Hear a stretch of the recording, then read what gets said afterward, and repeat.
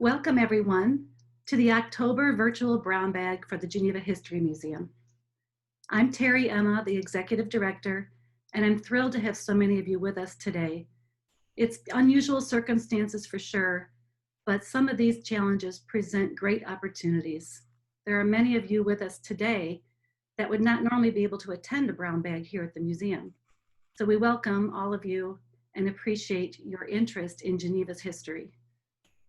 So today I'm going to share a wonderful story of a historic day here in Geneva on Tuesday, October 25th, 1960, when then Senator John F. Kennedy visited Geneva as he ran for president. I'm going to point out a few things first.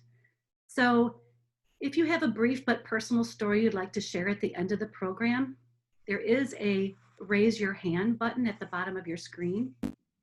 And you could do that at the end, and I'll call on you and unmute you so you can share your story.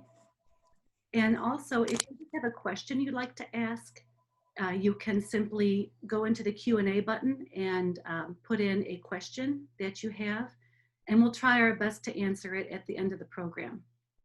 Again, this is a program really not about the presidency of John F. Kennedy, but really about the day here in Geneva on October 25th, 1960. So I'm going to give you just a little brief overview, but really the focus of today is that historic visit here in Geneva. So now I'm going to share my screen with you, and hopefully all technology will work beautifully.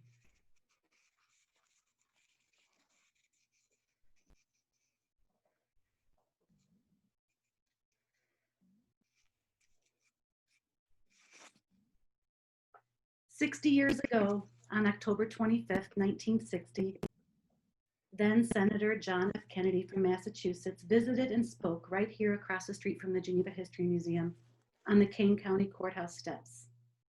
Today, we will honor this upcoming anniversary.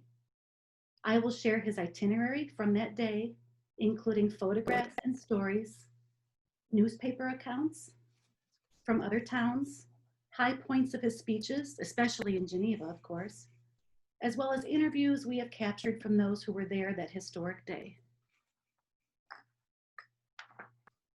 First, I'm going to provide just a bit of background to the story.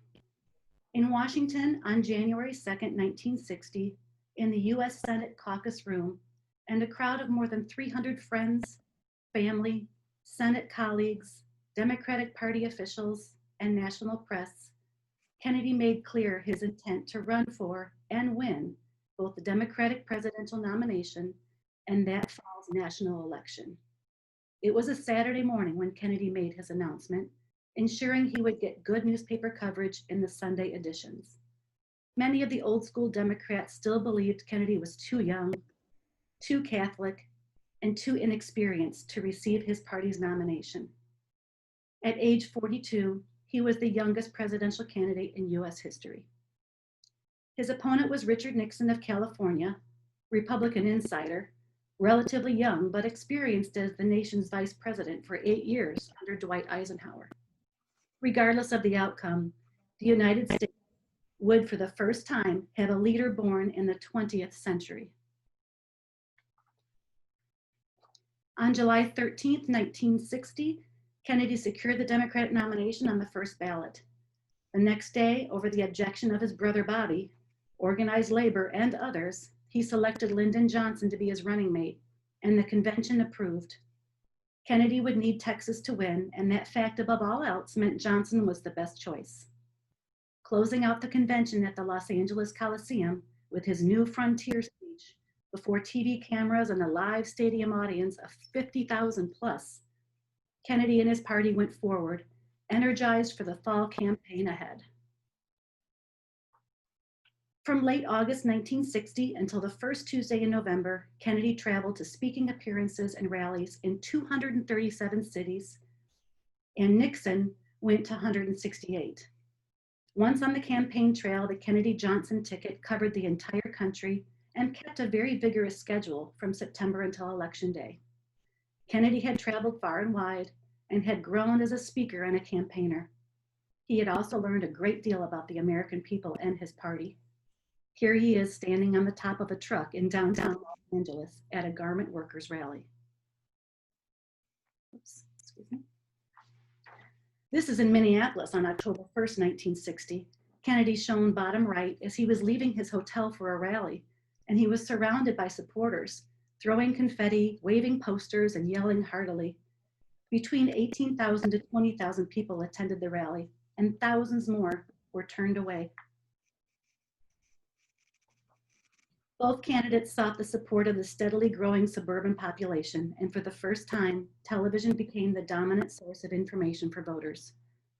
The key momentum for the Kennedy campaign came in a television studio at station WBBM in Chicago on September 26, 1960.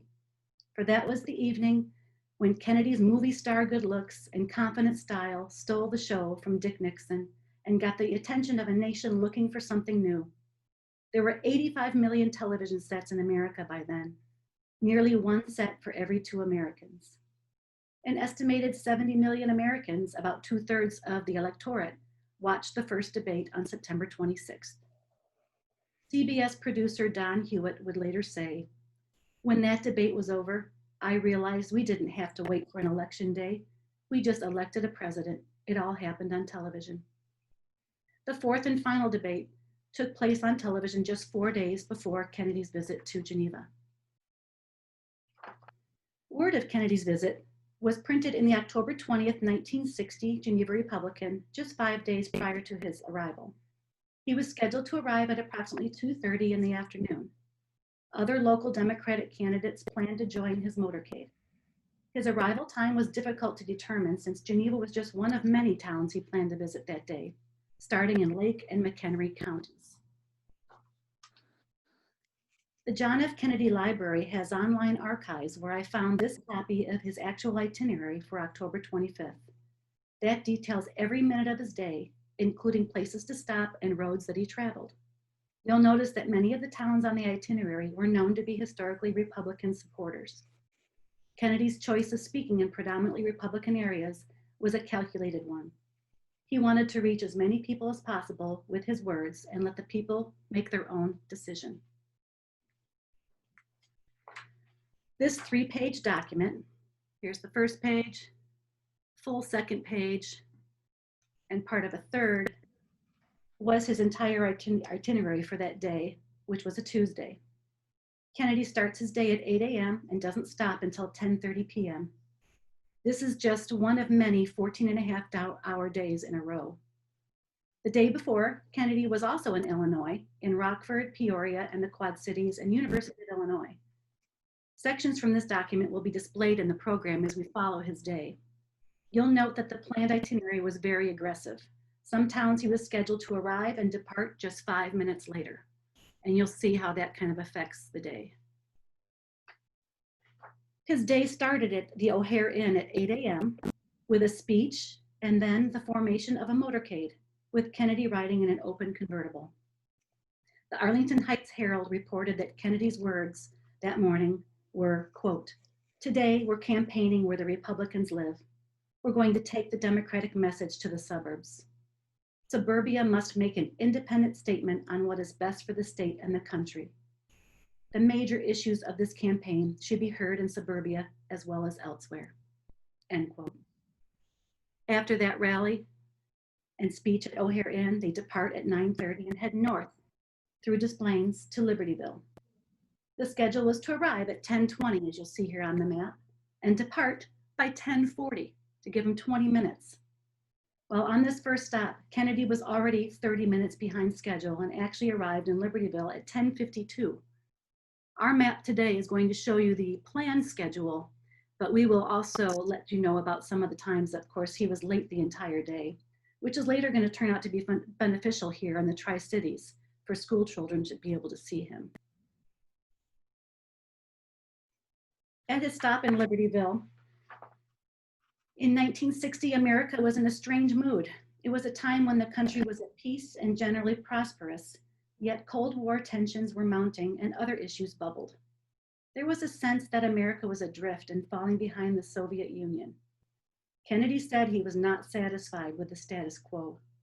America had to step it up to maintain its position in the world, he said, and keep the balance of power from shifting to communism.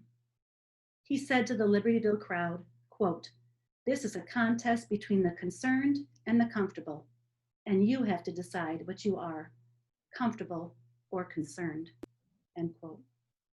Crowd estimates for Kennedy's Libertyville visit varied from 4,000 to 10,000, with many students let out of school for the occasion. Most news accounts said the crowds packed the park and lined the streets, and the ovation was wildly enthusiastic. Here is a brief portion of John F. Kennedy's speech at Liberty Mall in Libertyville, Illinois that morning. I'd like to introduce my sister Eunice Shriver, who lives in Chicago, Illinois, Mrs. Sergeant Shriver.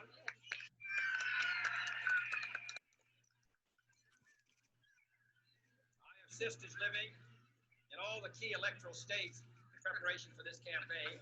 Ladies and gentlemen, I want to express my thanks to all of you for coming this morning. I believe that you come here this morning, whether you're Republicans or Democrats or independents, because this is an important election for a great office in a great country. I run for the office of the presidency after 14 years in the Congress with full recognition of the responsibilities of that office. Only the President of the United States can speak for this country. Only the President of the United States can place before the American people the unfinished business of our society. And I come here this year on this campaign to ask your support in building a stronger state and building a stronger country. I want to make it very clear. I want to make it very clear that basic issues, and maybe we can put all the signs down, and we all put the signs down, and we get a chance to see everything. Even that Kennedy sign. The Nixon signs would drop also, then we can get in touch with everybody.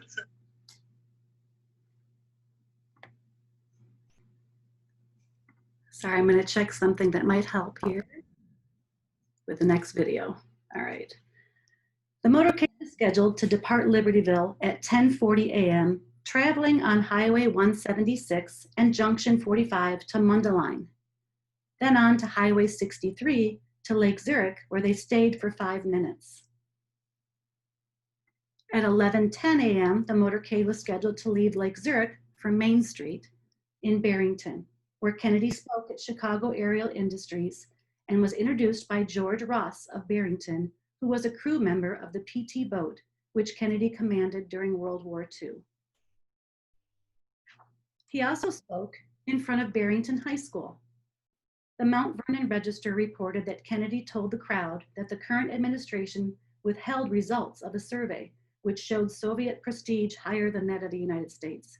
He read several paragraphs from a report in the New York Times. Quote, "This shows that Russian prestige is higher than ours of all the nations surveyed. The administration refused to release this information. The findings show that Mr. Nixon is misinformed," unquote. I found this amusing find. In the large crowd in Barrington, Kennedy found a small girl at his feet. He's shown here on the left holding her.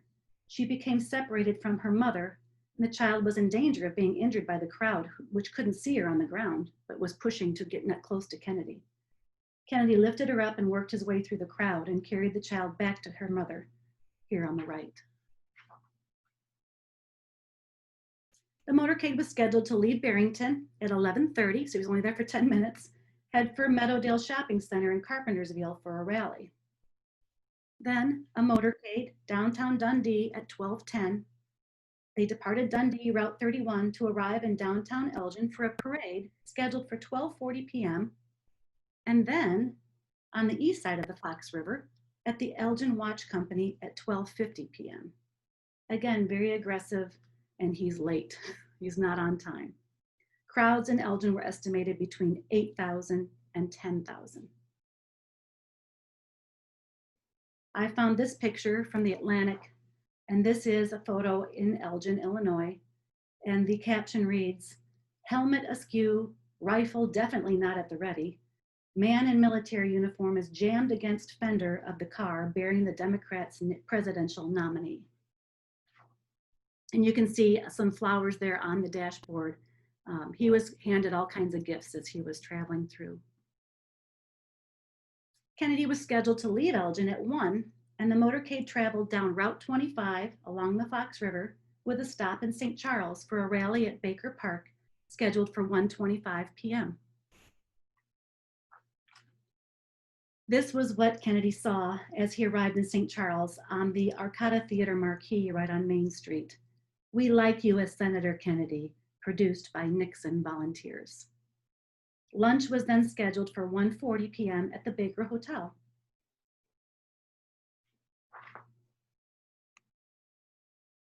And here he is in St. Charles. I love this. It's a color photograph. We don't have very many of them. And I thank Sharon Selleck, who you're about to hear from, for giving some of these St. Charles memories. You'll see "Welcome to St. Charles" in the background on a cardboard sign. And then here's Sharon. She was just 13 years old on that day, and she shared her John F. Kennedy story with the museum. I'm Sharon Selleck, now a resident of Geneva, grew up in St. Charles, and I'm here to talk about my remembrances from the day Senator Kennedy came to the Fox Valley. I was, at the time, in October of 1960, I was 13 years old, had just turned 13, an 8th grader at, what is now Thompson Middle School, was then the high school and one 8th grade wing in that building. And in St. Charles, the school administration at that point had decided that no one was going to have any kind of excused absence to go see and hear Senator Kennedy speak. And that was a little disappointing. My father, of course, St. Charles, Geneva were overwhelmingly Republican at that point, and my family was one of the few that were Democratic. And so my dad said to my older sister, "If you want to skip school," she happened to be in a junior, I think, that year, "if you want to skip and go down there, that is fine with me," keeping in mind he was also on the school board at the time. So she and 3 of her friends took off that day at noon, just left school. One of the girls had a car, and they drove to St. Charles, listened to Senator Kennedy, saw him, took pictures, were part of that rally, then hopped in the car and drove to Geneva. Meanwhile, my father had said to me, "Be outside of school as fast as you can, and I will drive you. Hopefully you can see him in Geneva." And so that's what we did. Off we went. What I remember from being in Geneva, I have no idea what my dad did. I think he probably just said, "Get out of the car and see if you can get close." I arrived in front of the courthouse just as this convertible was going by with Senator Kennedy sitting in the car. So I started running along with some of the other younger kids, and he reached over and shook my hand. And it was like, oh my goodness, it was thrilling. And I thought, I'll never wash this hand again. So basically, that's my remembrance. I know my sister went back to school the next day. Not a word was said. There were no repercussions, no unexcused absences. And so how that came to be, I don't know. We feel, my sister and I, that perhaps my dad, for once in his life, called the superintendent his good friend John Redling and said, "You know what, this is ridiculous. She's skipping, and that's the end of it." We have no idea, but nothing was said. So they missed a good activity for a civics lesson, but that's the way it was back then. Love that story. Thanks, Sharon. The motorcade was scheduled to leave the Baker Hotel at 2:30 p.m. and drive down Route 31 to Geneva. Arrival in Geneva was scheduled for 2:37 at the Kane County Courthouse on South 3rd. But as I indicated earlier, he was behind schedule all day. He didn't arrive in Geneva until 3:45, which actually worked better for those who were in school to get out and who wanted to see him.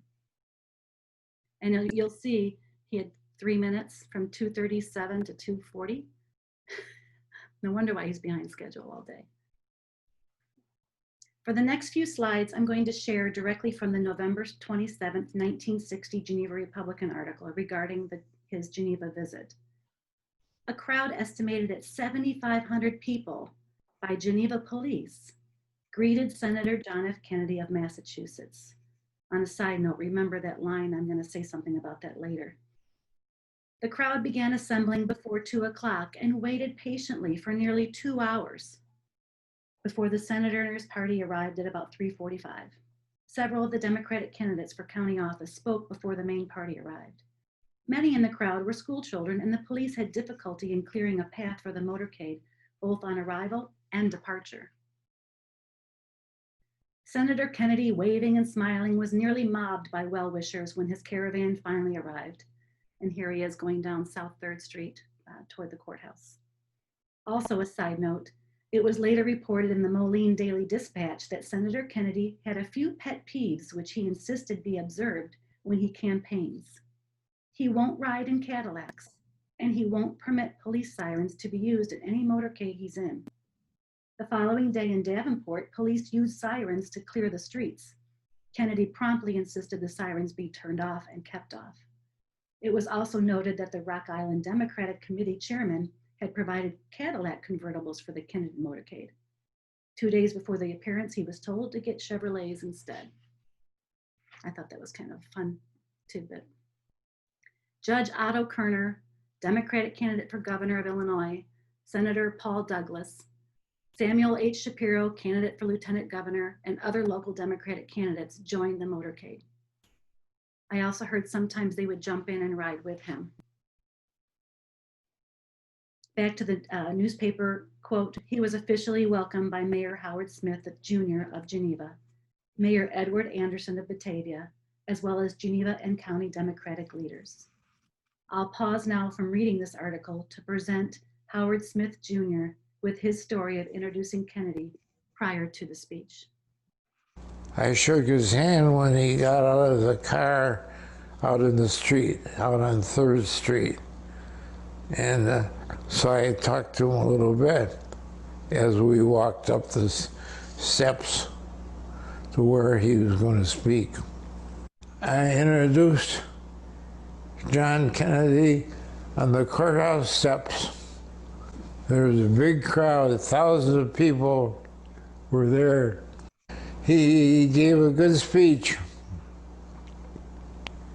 I remember well what he talked about. He said that Dick Nixon does not realize how urgent things are for the people in Kane County and in Geneva.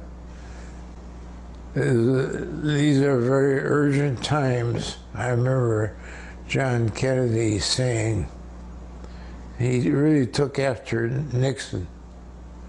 And that was on a Tuesday, I remember well. And exactly 1 week later, the following Tuesday, John Kennedy was elected president. And how'd that make you feel that you met him? Well, it made me feel darn good. It did, even though I didn't vote for him. I was 100% Republican, but in my opinion, the right guy won. Kennedy was better than Nixon. Oh, he was so wonderful to interview. So many stories. Now back to the quoting the Geneva Republican. Senator Kennedy spoke for about 5 minutes, giving recognition to the Nixon supporters in the crowd and urging everybody to vote November 8th for the man they thought could best run the country. In his brief talk, the senator emphasized his campaign theme that the United States is a second-rate power and that we need a change in administration to catch up with the Russians. He also declared that Vice President Nixon did not seem to recognize the seriousness of the situation. Mention of Nixon's name brought big cheers from many of those assembled. The John F. Kennedy Library online archives provides access to most of Kennedy's speeches. Here is the 2-page typed approximately 5-minute speech he gave in Geneva. I'm going to read excerpts from his speech while I show a film clip of his visit in St. Charles in Geneva that was taken on October 25th and now digitized in our archives. The footage is a little jumpy, and at times I wish I could move the camera, but remember it was 1960 and at least we have video of this. It's pretty spectacular.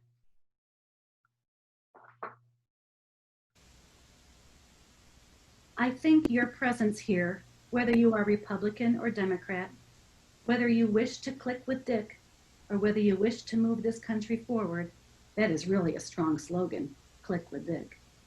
I appreciate your coming here, and I think you came here because you recognize that this is an important election, that the office of the presidency is key, and whoever may be the next president, whether it is Mr. Nixon or myself, will be faced with greater responsibilities and greater burdens. I say this to those of you who are Republican. Is it your judgment that this country can afford to continue as it now is going? Do you really believe that the tide of history is moving in our favor? Do you really accept the word of Mr. Nixon that our prestige has never been higher, that our balance of power in the world is shifting with us, and that historians will write 10 years from now that these were the great years of the American Republic? If you do, you should click with Dick. But if you hold the view which I hold, that this is a dangerous time, that this is a time of challenge and opportunity, that this is a time that requires the best of us, that this is the decision you make on November 8th. What kind of a country and world do you want? I believe that issue sharply divides Mr. Nixon and myself, and on the basis that I want this country to resume its forward march, I want us to look to the future and not the present or the past. I want you to join me in serving this country and moving this country forward. I wish we had a copy of him actually giving that speech with sound, but spectacular again, like that we have this video. After his talk, Senator Kennedy shook hands with many people before climbing back into his open car to continue the trip downriver. Here's Gloria Kugier-Emma, my mother, recalling that special day in October and her brief conversation with both Eunice Shriver and John Kennedy. It was 1960. I had baby Maureen in my arms. She was 8 months old at the time, out in front of the old courthouse, and we knew the parade was coming through, and John F. Kennedy's going to be there. At the time, Jacqueline was due, I think, for her baby soon, so she wasn't there. But Jack Kennedy was there. I talked with Eunice Shriver on the lawn, and I said, there are more Democrats here than you think. She said, are there really? And I said, yes, there are, because there were a lot of people out there, you know, Republicans touting Nixon. Well, I did have the opportunity. I shook his hand and told him that my husband's an architect. If he needs any help, he said, okay, we'll redesign the White House. So that was a fun meeting. I love that story. The Geneva Republican reported the crowd was a mixed one, with Nixon banners and buttons being about equal in number. Others recall a somewhat unwelcoming crowd with Nixon signs hung in the courthouse windows, and this story from Glenn McConaughey, who was Geneva's police chief on that day, who was partially in charge of security. Well, there was a woman, she threw this egg at Kennedy, but it hit me. And I think they were up on the top of the building over there across the street, right across from the courthouse, the old courthouse. I think I made the comment, well, at least it wasn't a gun. At least it wasn't a gun. You gotta love that. The following day in the Chicago Tribune, Otto Kerner, Democratic candidate for governor, who shared the tour through the suburbs, was quoted, "It's always been my attitude that I don't want to spend time campaigning in Democratic areas. I want to go into the Republican territory and win votes."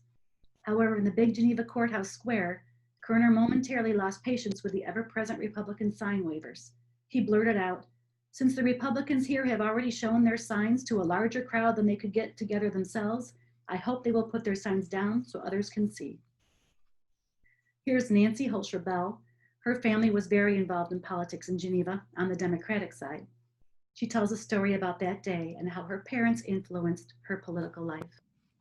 Well, I was just in grade school, but I remember that I think we got out of school early, and I remember walking down here and standing right about in front of here, and my mom said, she gave us signs, and she said, stand back here and cover up the Nixon signs. I'm going, what? I wanted to get up close and see Kennedy. And so, you know, okay. And one of the girls from our school, somebody had tried to throw an egg at him, and it hit her instead. So, and every window in the courthouse had a Nixon sign in it. And so now you can't do that. It was just so exciting. The whole town was packed. Just remember, he was so tan and just so dynamic and, you know, so charismatic, even being in awe of this man. And the Geneva Democrats, or the King County Democrats, had a booth at the county fair. And one of the pictures, or they had a mask of Kennedy, and that for $1 you could kiss Kennedy, and they'd take a Polaroid picture of you. So that was a way for them to raise funds. Well, there's a picture of my mom, you know, practicing in our living room, and she's got her leg up behind her, and, you know, just really, it was an exciting time. And that's probably what got me started. And I've been involved in every presidential campaign ever since in some way or another. Thanks, Nancy. It's no wonder the motorcade couldn't keep up with the printed itinerary. Like I said, it was planned to arrive in Geneva at 2:37 and depart by 2:40. Well, arrival in Batavia was planned for 2:55. And it looks like he's going to stay there for 5 minutes. According to the John F. Kennedy Library in Batavia, Kennedy told the crowd, quote, "It is not a county that has been known for its Democratic majorities, but I do appreciate your coming out today." The crowd was so large lining Batavia Avenue, he made an impromptu stop across from the old Batavia High School near Wilson Street. The Clinton Daily Journal reported the following: "In old Batavia, a dozen Nixon signs and not a single Kennedy poster waved in the crowd. A lusty cheer went up when Kennedy asked, 'Are there any Republicans here?' He got another less enthusiastic shout when he asked if any Democrats had shown up. 'How many of you are undecided?' the senator asked. One man replied, 'Okay, I'll talk to you,' Kennedy said." Here is a brief movie of his visit in Batavia that day. And this is from the YouTube Batavia Public Library. And I believe a copy is now held at the Batavia Depot Museum. But another rare footage, a little less choppy than the one in Geneva. And there's his motorcade going right down 31.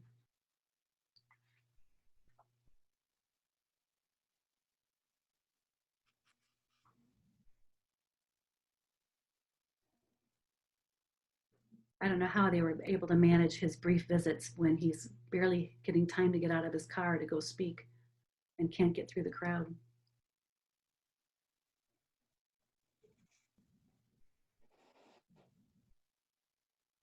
Again, I wish we had sound.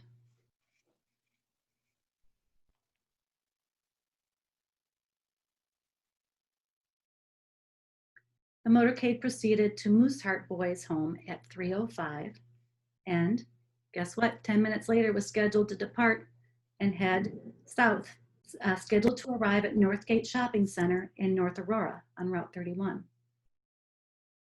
for a rally, which is supposed to last a few minutes. And then on to downtown Aurora in front of Aurora City Hall for another rally at 4:20 p.m. It was estimated that a crowd of 10,000 packed in front of City Hall at Aurora. Many people watched from the rooftops in the background. At that time, Aurora Mayor Paul Egan called the crowd the greatest assemblage in the history of Aurora.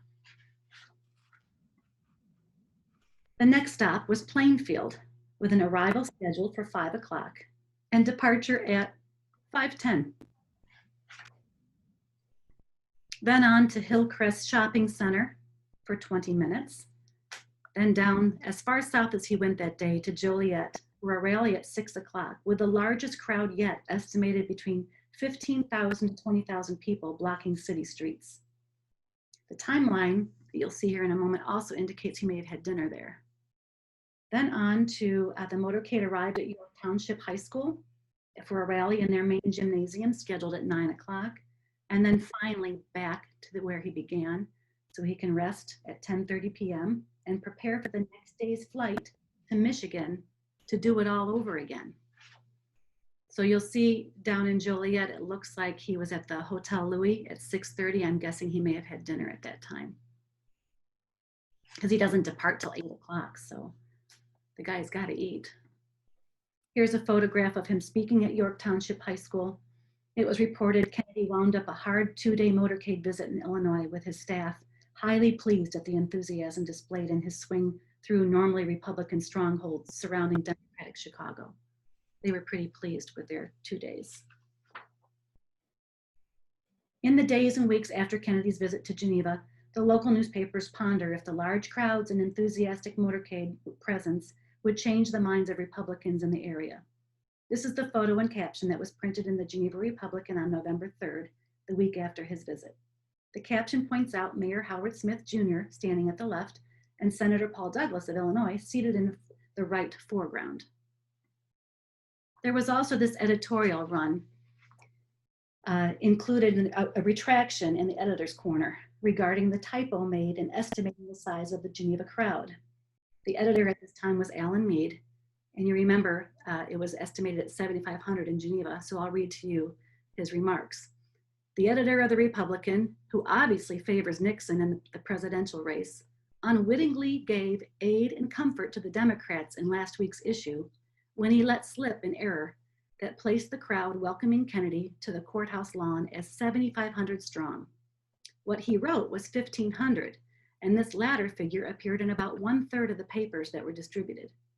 The editor also may have caused Chief of Police Glenn McConaughey some embarrassment because he attributed the figure to him, and some, reading the 7,500, may have thought the chief couldn't count.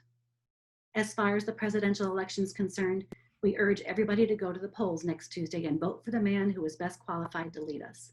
Make your own choice, but be sure to vote next Tuesday. The Chicago Tribune posted a similar photo here at Geneva and the courthouse lawn with Kennedy's Geneva visit. And the caption reads, "Time out for relaxing. While Senator John F. Kennedy spoke at campaign rally in Geneva last Tuesday, Senator Paul Douglas was a brooding figure on the steps beside him." So I kind of laughed that maybe it was after lunch and he was tired. Just days before the election, here's the front cover of the November 3rd Batavia Herald. On the left are Dick and Pat Nixon at Wheaton Rally, and on the right, and traditionally GOP town visits asking if the big league motorcade would translate into votes. Pictured are Mrs. Nathan Larson of St. Charles and Mrs. Ray Upham of Geneva greeting Kennedy. And I love the subcaption, "Will the White House be renamed Nixon's Lodge, or will Jack and his Jill go up Capitol Hill?" Just 2 weeks after his visit to Geneva on November 8th, John F. Kennedy was elected the 35th President of the United States in one of the closest elections in US history. Did Kennedy's visit to Geneva and the surrounding Republican towns make a difference? Geneva had 5,151 registered voters in 1960. Nixon carried Geneva by a margin of about 3-1. 3,397 votes for Nixon, 1,176 for Kennedy. However, the Republican margin in Geneva was smaller than the previous election. Secretary of State Charles Carpenter was the only Republican candidate to win state office in Illinois that election. National results indicate that the big city vote went strongly for Kennedy, while Nixon carried the suburbs and rural areas. Although Geneva may not have helped elect Kennedy as president, our city continues to take great pride in his historic but brief visit. After the assassination of John F. Kennedy on November 23, 1963, the editor's corner of the Geneva Republican stated that the Geneva Chamber made plans to have all stores closed on the day of the funeral as a day of mourning as declared.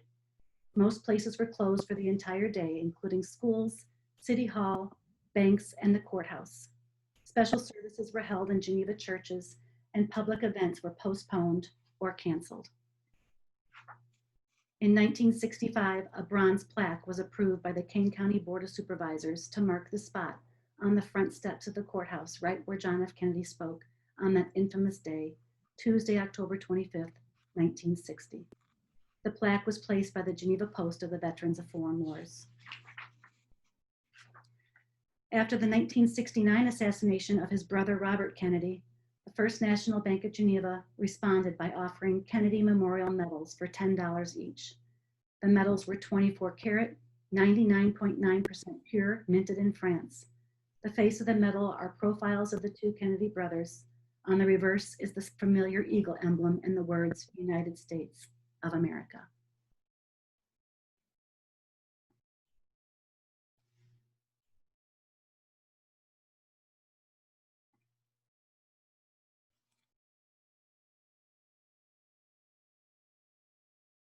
At this time, I'm going to take a look if we've got any hands up, and it looks like we do.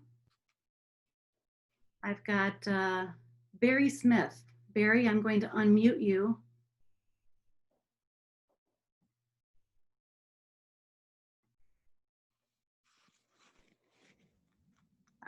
Barry, are you with us?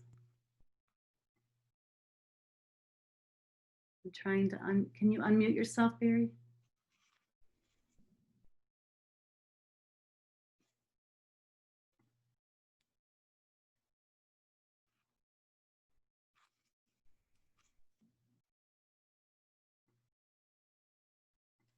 All right, Barry, I'll have to come back to you. Let's go on to Marjorie.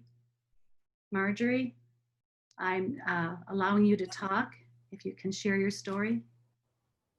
Thank you very much. Can you hear me okay? Yes, I can. Yes. I am from Batavia. When Kennedy spoke at Wilson Street, it proceeded south on 31 and slowed down. My father, Bert Johnson, ran up to the car. Can you imagine that today? No. And said, "I am Bert Johnson. Do you remember me?" And Kennedy said yes. My father was on the LST that took the call that the PT 109 was going down. He was the navigation officer. They went and picked them all up, and my dad sat more than 5 hours shoulder to shoulder in 1943 with Jack Kennedy. And my dad wrote the whole history that day. And when he ran up and said, "Do you remember me?" and they were able to have a little dialogue, gave him a letter. And I have how fast he wrote back, November 2nd, 1960. "Dear Bert, I was most pleased to receive your letter relating to the PT 109 incident back in 1943. I am truly grateful for the encouragement and confidence I have received from my friends, and particularly the support of former Navy men. Thank you for your expression of support, and with kind personal regards, I am sincerely yours, John F. Kennedy." That is beautiful, Marjorie. Thank you for sharing that story. And I also have a copy of the speech that he gave in Batavia and a picture of Mayor Egan down in Aurora giving him the key to the city. And the last thing, I was down in Dallas, and my children, who would have been my dad's grandchildren, asked if I put Dad's Navy picture next to Kennedy's. And I said no. But I did meet a woman who was on Houston Street when Kennedy turned right before the shot, and she was actually there, and she still does not talk about it without crying. So, Marjorie, that is wonderful. Thank you for sharing. And I hope you've shared some of that with Batavia Depot Museum. I'm sure they'd love yes. that. Thank you, Marjorie. Barry, I'm going to try going back to you again. Barry, are you with us? You just got to unmute, Barry.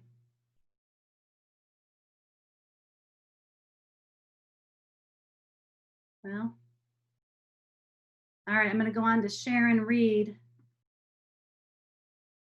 Sharon, I'm unmuting you. Okay, can you hear me? Yes. Okay, so after hearing that last story, mine is really pathetic, I guess. But I was a sophomore in high school at the time, and I remember, I think they let us out a little bit early. In those days, school got out at 3:20, and I think they let us out early. And I remember my friend and I ran all the way from the high school down to the courthouse. And honestly, I don't remember big crowds. I do remember being really pretty close to the steps because I could really see him close up. And being a teenager, here's the two things I remember. He was short and he was really cute. And that's really all I remember from the whole thing. That's it. That's what a lot of them say. I think that's awesome. Sharon, thank you. You're welcome. Barry, I'm going to try you again. I'm asking to unmute. Can you unmute yourself, Barry? I know you're there. I can see you. And I'm trying to see if there's any other hands raised. No? Oh, Barry, I know you got a good story. I think I've read some of your stuff on Facebook. I wish I could do some. I'm asking you to unmute, but I can't unmute for you.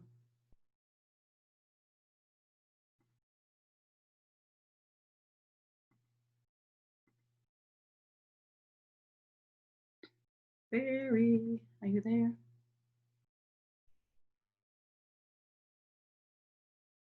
Well, if Barry chimes in here, but I just want to say thank you to all of you for attending today and sharing your stories, especially those who allowed me to videotape and record your stories. Many of those are not with us anymore, and we so cherish that their stories will be forever preserved here at the museum. This is also being recorded, and I will post it on I'll send you all an email with a link to be able to watch it. We thank you. The museum we hope to open in the spring. We're closed right now, but we're getting a lot done here in the background with our IMLS grant to get new shelving all downstairs. So we're taking the opportunity again in this time to do something good. We hope to see you all again in the spring. We'll hope to have a grand reopening to share with you all that we're doing, including a story booth where if you can't remember your story today, Barry, and you can't unmute, you'll have to come in the museum and share it in the story booth. But we look forward to it. We really appreciate your support, especially during this time, and look forward to seeing you all here again at the museum soon. Thank you all. And don't forget, November, next Brown Bag is also virtual. Geneva artist Dennis Gromlich will share how he created and painted a backdrop mural for our 18th century nativity that once belonged at the Little Traveler and was purchased by originator Kate Raftery. Take care, everyone. Stay safe. Thanks for tuning in. Bye.